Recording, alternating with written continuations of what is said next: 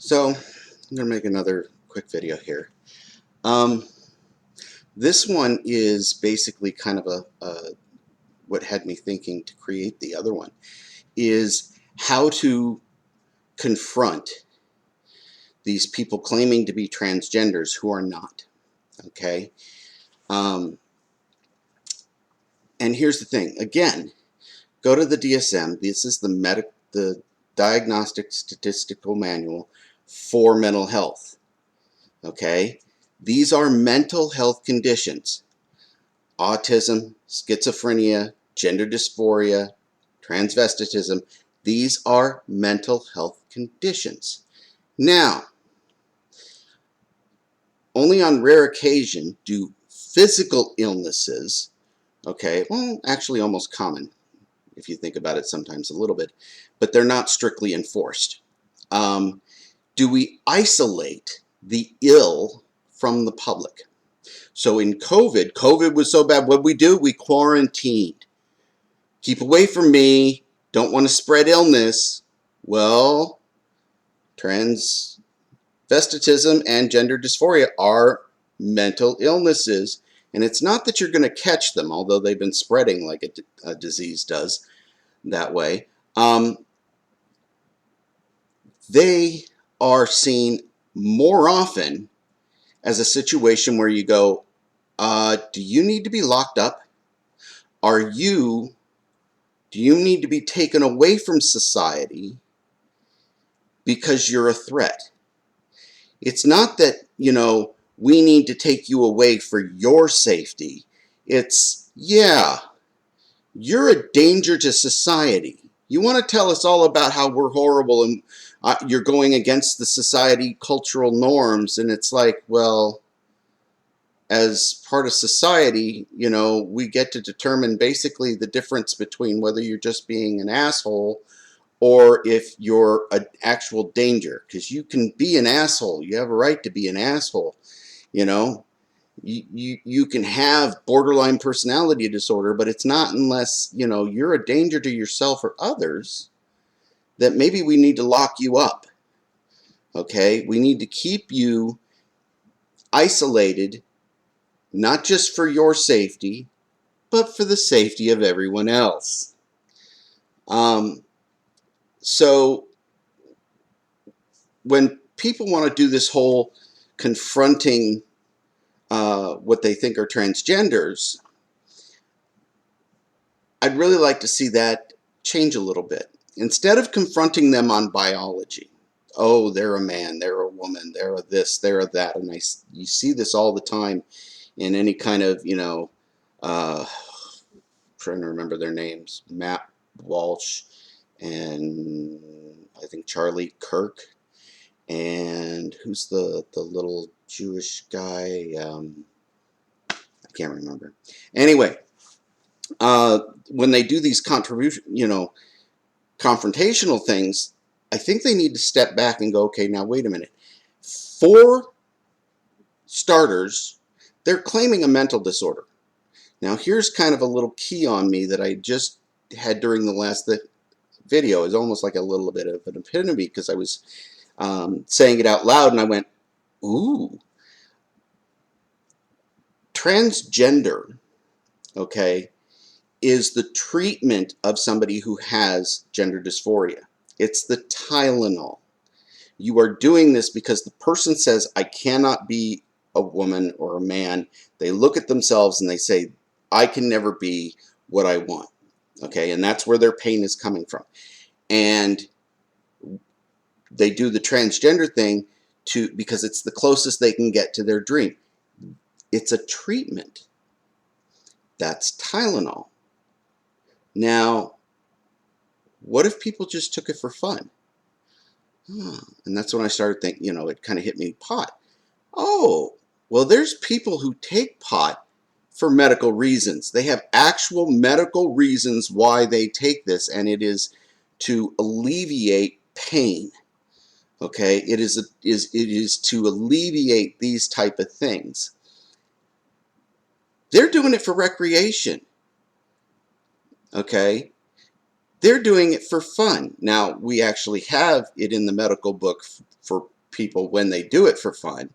Okay, and you know, pot's being legal now, so recreation is now considered, you know, just recreation versus before it was, oh, you're a drug addict.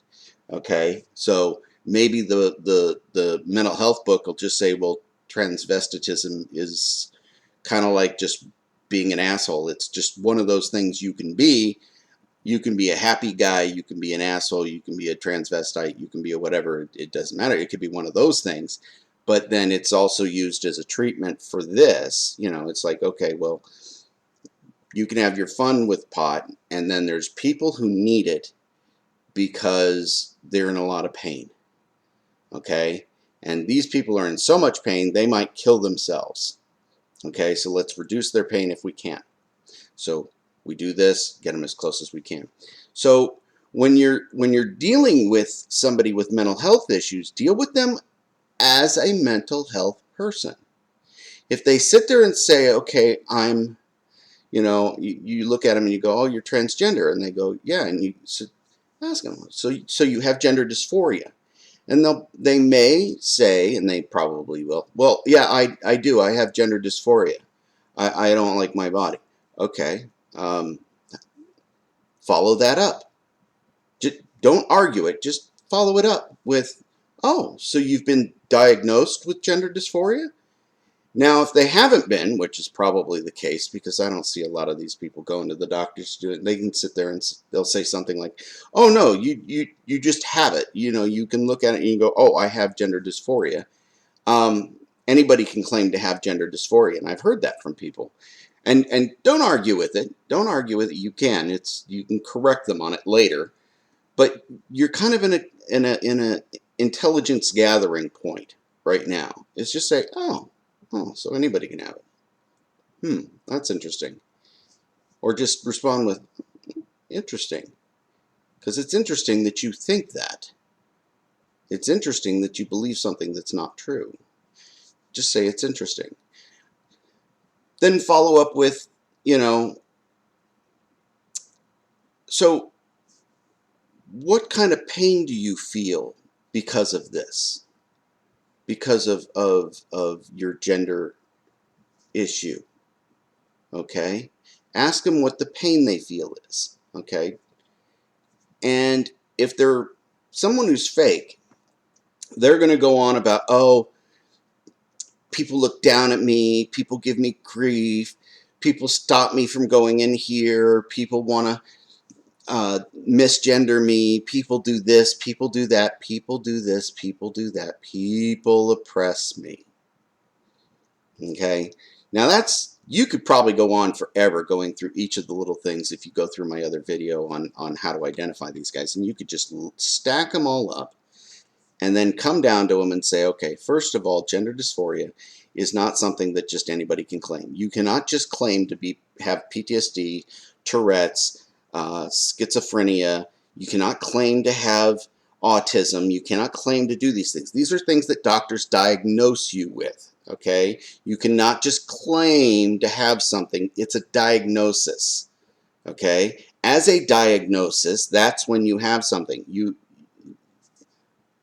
That's what you're saying you have. I have gender dysphoria. In other words, you are saying you were diagnosed with that. If you don't have a diagnosis from anyone, then you don't have nothing. Okay? Second of all, the transgenderism is a treatment. It's not for fun. And obviously, since all of your pain that you tell me that you get is from the outside, you don't have gender dysphoria. And I don't need to be a doctor to know that you don't have gender dysphoria. I don't have to be a doctor to know somebody standing up, jumping up and down, waving their arms, screaming, we need more stairs for the quadriplegic, isn't actually a quadriplegic. Okay? If you're jumping up and down and waving your arms, you are by default demonstrating you're not a quadriplegic. Okay? And I don't have to be a doctor to know this. It's common knowledge. Okay? And the fact that you want to sit there and complain about people oppressing you, that's not gender dysphoria. So stop trying to deal with the whole ridiculous biology questions of man and woman and man is this and female is that. You've allowed them to dive too far into this madness, and you're dealing with the peripheral insanity that they're doing. Go to the core of it. Go to the core of it. They are claiming to have a mental health issue. And then look at them and say, you know, since you're faking an illness, since you're obviously not gender dysphoric, but you're claiming to have it, it sounds to me more like Munchausen's. Munchausen's can be a very dangerous condition. Have you been evaluated to possibly be a threat to yourself or even me? Is it safe for me to be here because of your mental illness?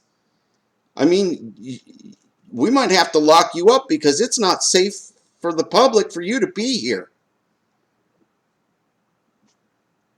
Catch them that way.